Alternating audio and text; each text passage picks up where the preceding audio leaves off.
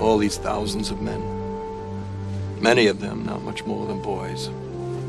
Each one of them, some mother's son, some sister's brother, some daughter's father.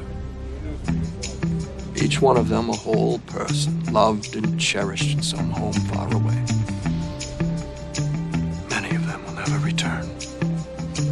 We have seen more suffering than any man should ever see, and if there is going to be an end to it, it must be an end that justifies the cost.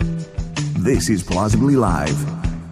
I have become convinced more than ever that the things that divide us are intentional. In other words,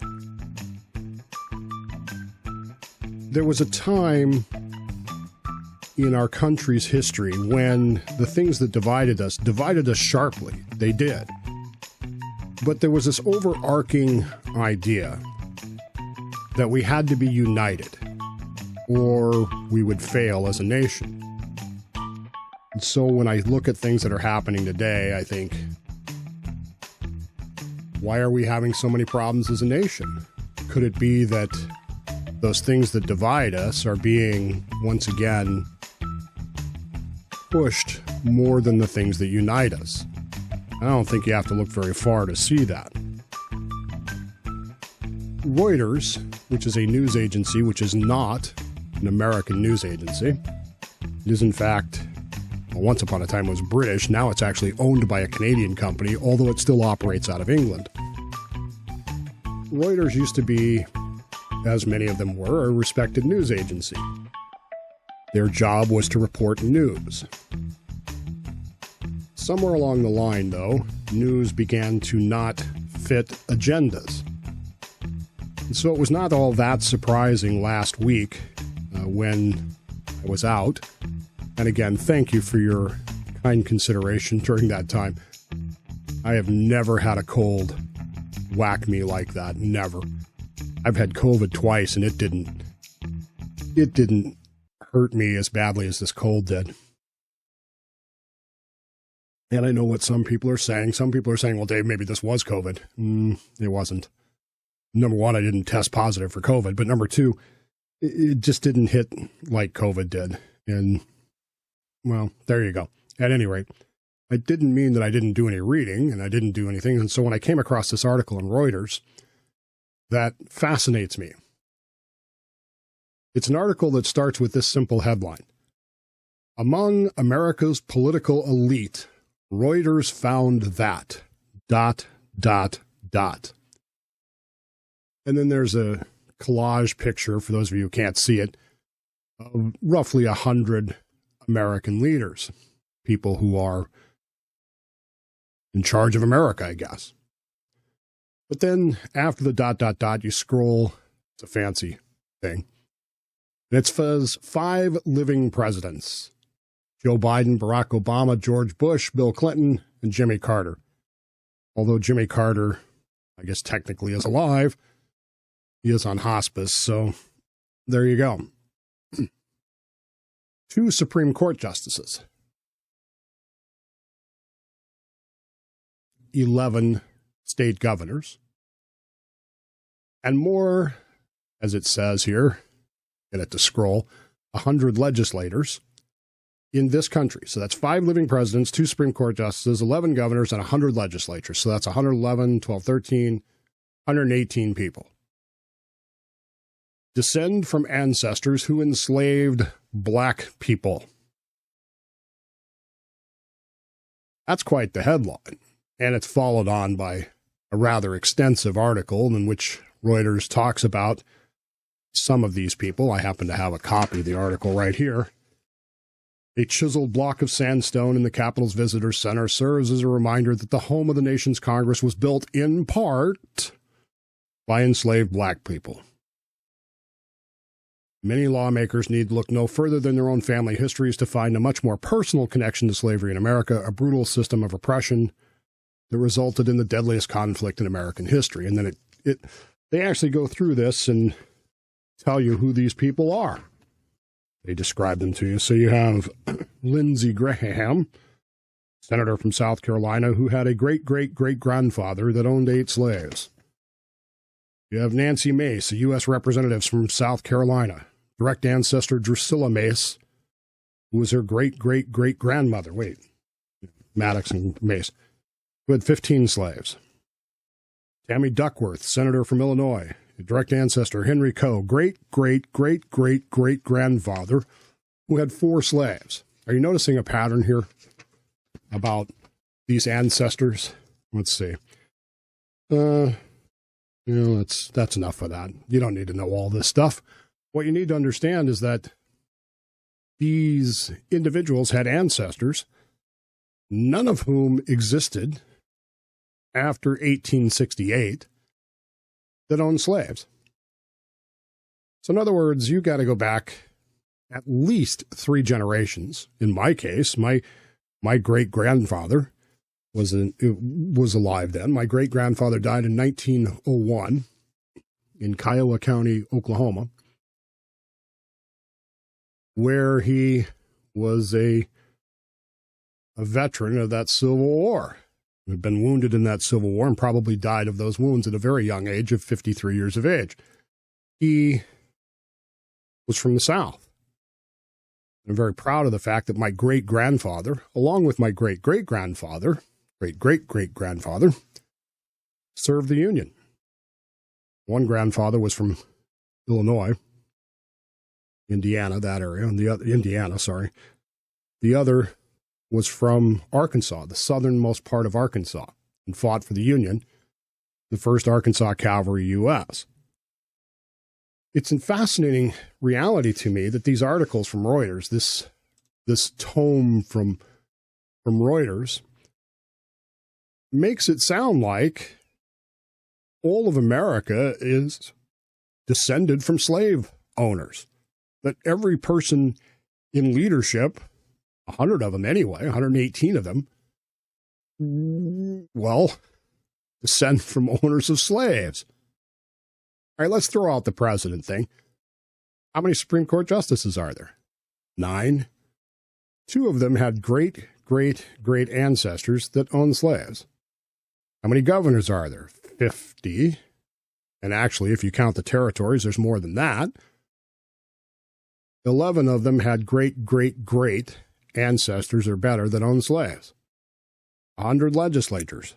How many are there? 435 congressmen, 100 senators, so that's 535. 100 of them are descended from great ancestors or better that owned slaves. Now, I'm not sitting here telling Reuters what they should do, but at some point, don't you have to kind of run the numbers and go, at best, or at worst, depending on how you want to look at this, 20% of the people, 20%, may be descended from people who owned slaves great generations ago? And how many people are we talking about here?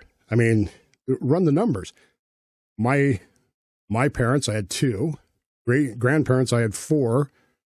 Great-grandparents, I would have had 8. So we're talking about 8 people, in my case, that might have been eligible for that. And if you go back before that, 16. So forth and so on. 32, sorry. You're talking about a great number of people who were generations ago, none of whom after the year 1868 owned a slave. And in fact, in reality, none of whom after 1865 owned slaves. It just didn't become illegal until 1868. The question here becomes, why then does Reuters feel the need to run this article that found that among America's political elite, 5 living presidents, which is all of them, right? Well, no, Trump, 6 living presidents, 2 Supreme Court justices, 11 governors, and 100 legislatures have ancestors that owned slaves more than 150 years ago. Far more than 150 years ago. Why does Reuters feel the need to do that? What's the point of running an article like this to remind us of something?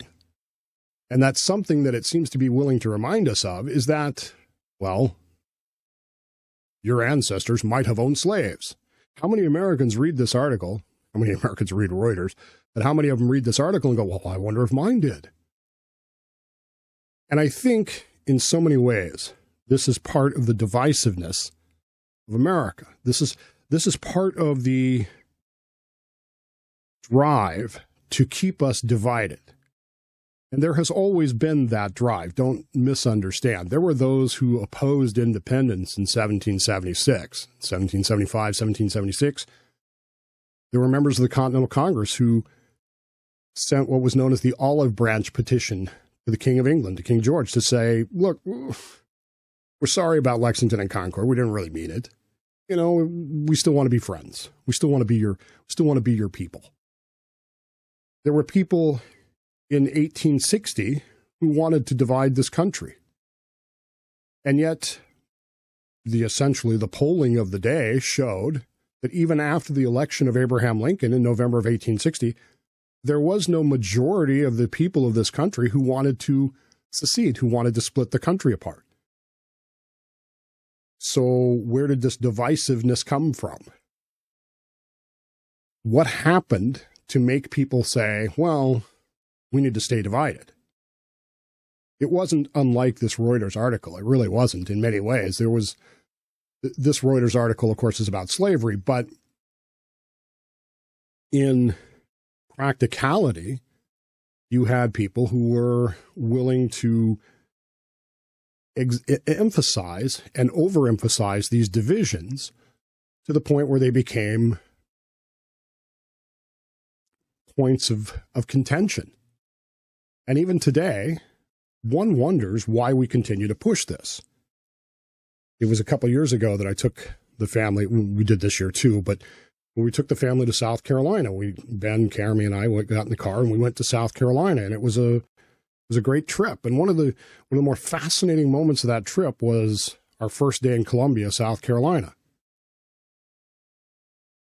Went down to the pool because Ben wants to swim, and there was another little boy there. And Ben and this other little boy, whose name was Tyler, began to talk in the swimming pool. And within 5 minutes of their meeting, they knew more about each other than I know about Cammie. I mean, they really did. They knew what games they liked to play. They knew what each other's username was. They knew how to get in contact with each other so that they could communicate on Discord. And they were playing in this pool as if they were the oldest of friends. And it didn't matter that they were of different skin colors. None of that mattered. They still talk to this day. Ben plays with Tyler over the thing. Tyler lives in New York. Ben lives in Washington. And all over this country, Ben has met kids like that. What then becomes the point of this divisiveness? These articles that tell us that 5 living presidents, 2 Supreme Court justices, 11 governors, and 100 legislators have ancestors that own slaves. And I submit to you that this is just more divisiveness. You can read the article yourself if you want. It's not a great article. It is 24% of white Republicans who said they knew of an ancestor who enslaved people, supported reparations, compared to 12% who said their ancestors were not slaveholders. I mean, here's John Cowger, U.S. Senator, Tom Colton, U.S. Senator from Arkansas. His ancestor, great-great-great-grandfather, enslaved 6 people. You know what's not covered in this article? And this, I think, is kind of, for me, the point. There are over 4,000 Civil War-era monuments in this country. I guess at least 10% of them are in Gettysburg. But of those, 2,100 come from the Union side, plus an additional abolitionist 160 statues and commemorations. And yet all we ever hear about being torn down are the Confederate ones. The Confederate ones have to be torn down, but nobody celebrates the Union ones. I would love for Reuters to go back and redo this article that they've done. I want them to go back and look at these same people. How many of these people who had ancestors, not them, In fact, the closest ones are great-great-greats. In my case, my great-grandfather. But my great-grandfather didn't own slaves.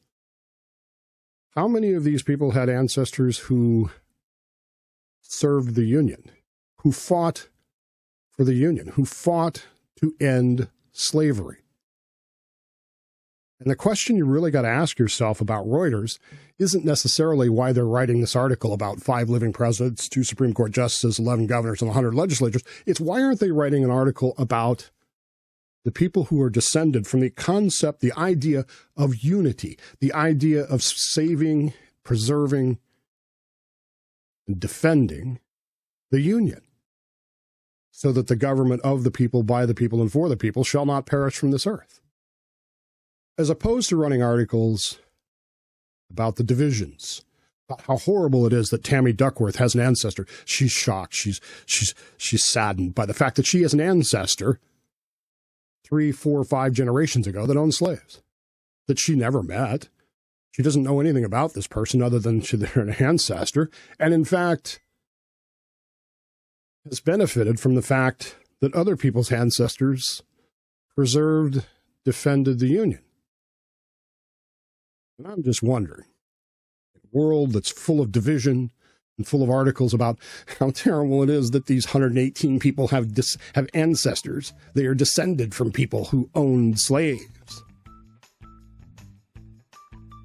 Where's the articles about the people who have descended from those who destroyed slavery, who sacrificed, in many cases, lives, limbs, and their futures to preserve